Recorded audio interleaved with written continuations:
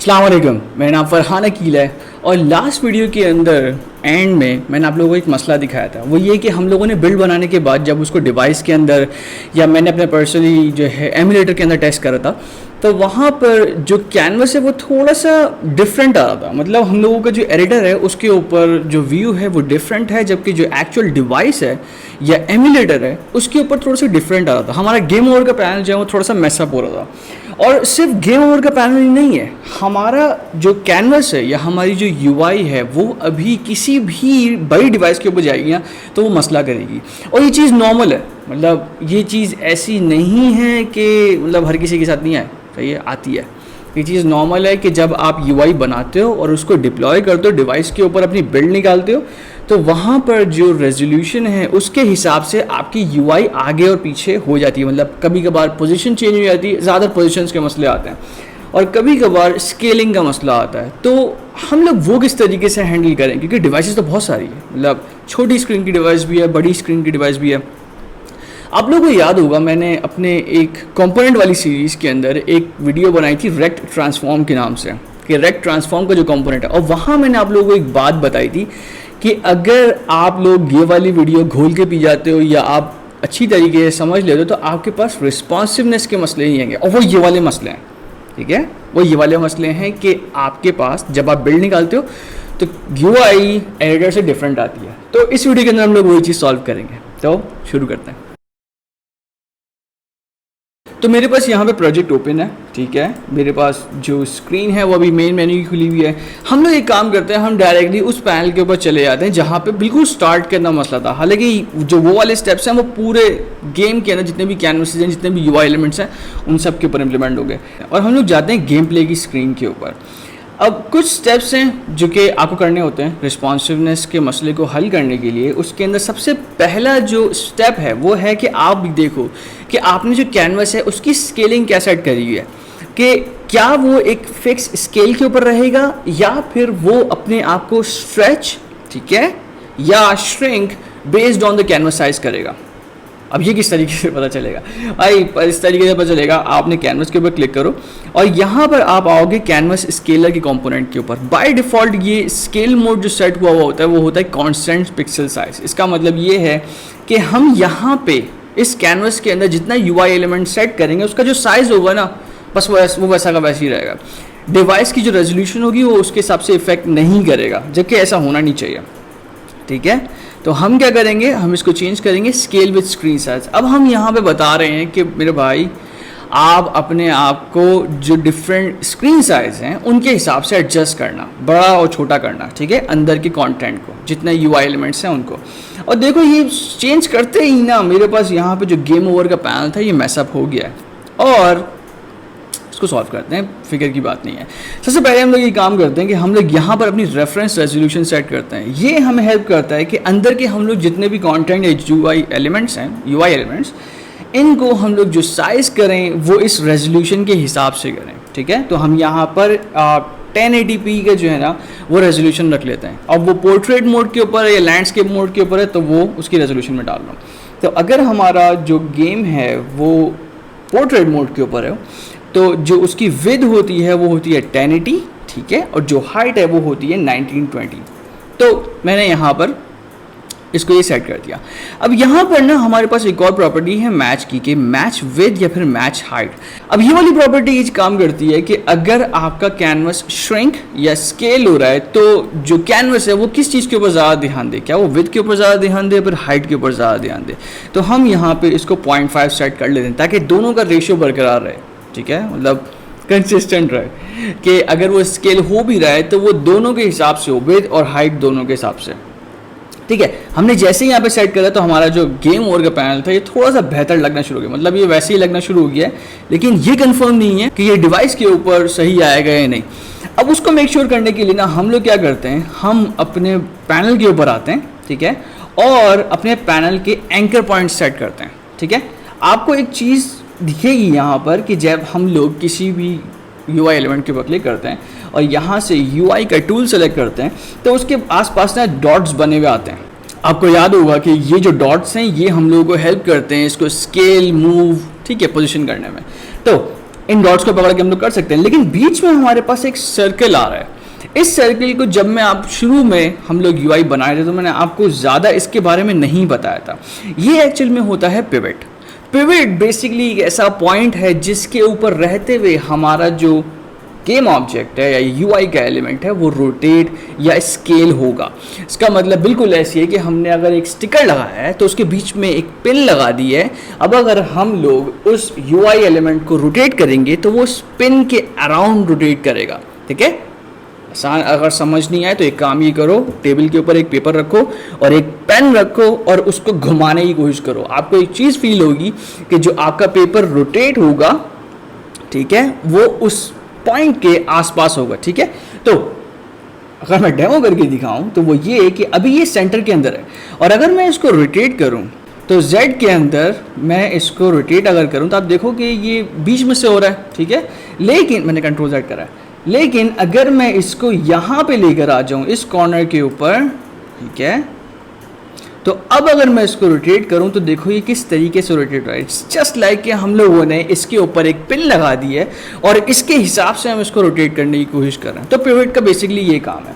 अब ना सिर्फ ये चीज़ जो है रोटेशन के अंदर काम आती है, ये चीज़ स्केलिंग के अंदर भी काम आती है। और वो किस तरीके से कि अगर मैं इसको दोबारा से सेंटर के अंदर लेकर आ जाऊं और अब मैं अगर इसको स्केल करूं ऑन एक्स एक्सिस तो आप देखोगे ये दोनों साइड से जो है बड़ा हो रहा है।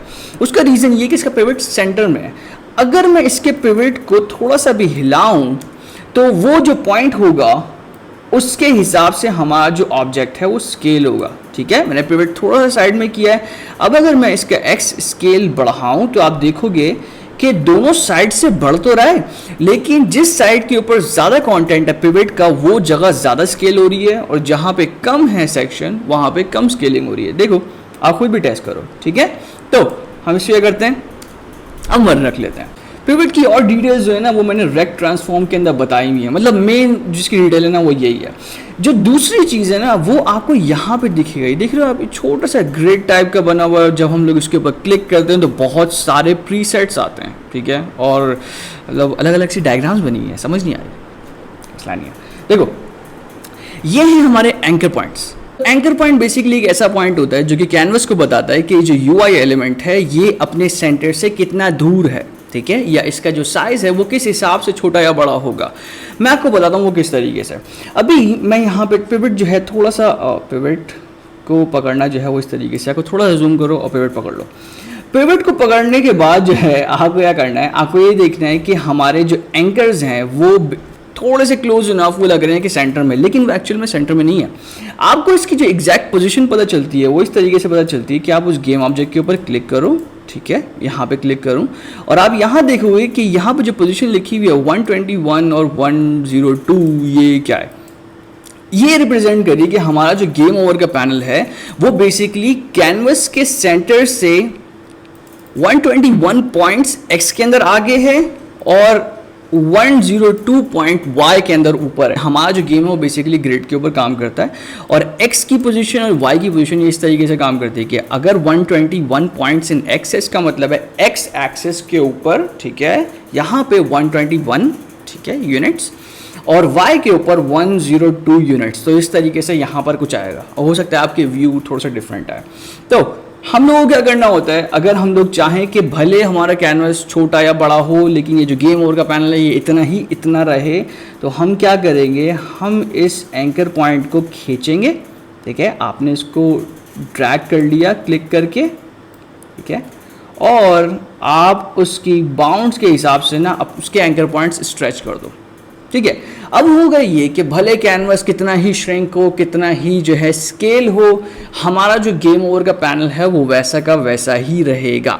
ठीक है, क्योंकि अब यहाँ पे जो है ना इसकी पोजीशन हट गई है, मतलब अब ये एक्स और वाई पोजीशन के अंदर नहीं है, ये एक्चुअली में लेफ्ट, टॉप, राइट, बॉटम, ये इसके हिसाब से अपने आप को जो है कर रहा है। तो एंकर पॉइंट्स इस चीज़ के लिए काम आते हैं कि अगर आप चाह रहे हो कि आपका जो गेम ऑब्जेक्ट है वो वैसा का वैसा ही रहे जिस तरीके से आप एडिटर में देख रहे हो, तो आप उसके एंकर पॉइंट्स इस तरीके से स्ट्रेच कर दो कि बिल्कुल कॉर्नर्स से मिला दो। ठीक है, ये जो हमारे पास दो सर्कल हैं आप इससे मिला दो। बिल्कुल एग्जैक्ट पॉइंट के ऊपर तो आप नहीं पहुंच पाओगे, लेकिन जितना पहुंच सकते हो आप पहुंच जाओ। तो एंकर पॉइंट्स आप लोगों ने सेट कर दिए और हमारे पास लाइट का भी थोड़ा सा मसला आ गया। मतलब हो सकता है कि आप लोगों को वीडियो के अंदर थोड़ी सी डार्कनेस लगे, रीज़न ये बाहर बादल आ गए। तो अब मैं अगर आप लोगों को दिखाऊं कि ये जो हमने एंकर पॉइंट्स हैं ये चारों साइड से हम लोगों ने सेट कर दिए हैं। अब इस पैनल के अंदर जो रिस्पॉन्सिवनेस का मसला है वो नहीं आएगा, ठीक है, रिस्पॉन्सिवनेस का मसला नहीं आएगा। आप लोगों को ये करना है कि जिस तरीके से यहाँ पे मैंने गेम ओवर पैनल के लिए करा ना, आप सब चीज़ों के लिए कर लो। अब यहाँ पे देखो ये पॉज का जो बटन है ये इस तरीके से आता ना, जबकि डिवाइस के ऊपर या एमुलेटर के ऊपर इसका साइज़ बड़ा आ रहा था, ठीक है। तो अगर मैं चाह रहा हूँ कि मेरा जो साइज़ है वो जो है कंसिस्टेंट रहे डिवाइस के ऊपर, तो मैं क्या करूँगा, मैं इस एंकर पॉइंट को यहाँ लेकर आऊँगा। अभी ये कॉर्नर के ऊपर स्टैक हुआ था और आप एक चीज़ नोट करोगे कि मैं जैसे ही एंकर पॉइंट को पकड़ता हूँ ना, तो मेरे पास यहाँ पे राइट साइड के ऊपर और अप मतलब वाई पोजीशन के ऊपर, मतलब वाई एक्सिस के ऊपर मेरे पास 9% और 4% आ रहा है। ये बेसिकली ये रिप्रेजेंट कर रहा है कि इस पॉज बटन की जो पोजीशन है वो अपने एक्स के कॉर्नर से, ठीक है, 9% इस तरफ होगी और जो वाई के टॉप से 4% होगी, ठीक है, 4% होगी। तो लेकिन हम क्या चाह रहे हैं, हम चाह रहे हैं कि पोजीशन भी ये वाली रहे और इसका जो साइज़ है वो भी ऐसा ही रहे। और आप देखोगे कि जब हम लोग ड्रैग कर रहे हैं तो ये हमें कुछ परसेंटेजेस बता रहा है, और परसेंटेज का मतलब ये है कि ये जो परसेंट हैं ये एक्चुअल में उस पैरेंट के परसेंटेजेस हैं। अब इस पॉज बटन का जो पैरेंट है वो एक्चुअल में कैनवस है, ठीक है। तो इसका मतलब ये है कि जो पॉज बटन का साइज़ है और जो पोजीशन है वो अपने कैनवस के अंदर रहते हुए इतने परसेंट इस पोजीशन के ऊपर लेगा, ठीक है।